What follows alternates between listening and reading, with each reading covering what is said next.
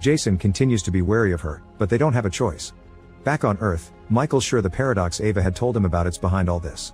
He's calling a friend in the Force to see if he can locate Molly's parents when suddenly, the shelter begins shaking and a monster roar can be heard outside. In the station, Mina's finally allowed to leave the infirmary, and she accepts to help if she's given all of Ernst's research to help her Earth. Ernst protests, but Jason reminds him they'll leave this dimension and the Ernst from this world is dead, meaning he accepts the deal.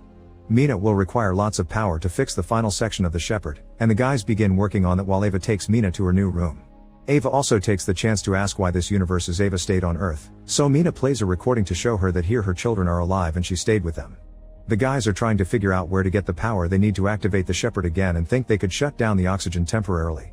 They would get 2 hours of oxygen to fire the Shepherd, and when they return to their universe, the now working Shepherd should provide power to turn on the oxygen again. Ava interrupts them to ask Jason for permission to take a pod to Earth to see her kids. Jason explains this goes against protocol, not to mention Ava may end up seeing herself, but Ava explains she needs to warn her family about the fire that killed them in her world.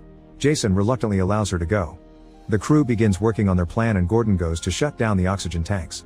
The idea works and the Shepherd begins activating, but Gordon also starts noticing weird magnetic problems around him that take his tools away.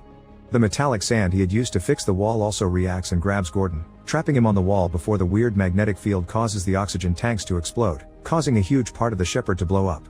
Mina informs the crew that the maintenance deck gets more unstable with every rotation, thus they need to decouple it to survive.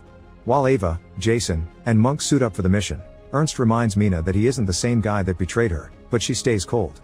The trio goes outside and approaches the maintenance ring, but they find it jammed, which means they'll have to jettison it.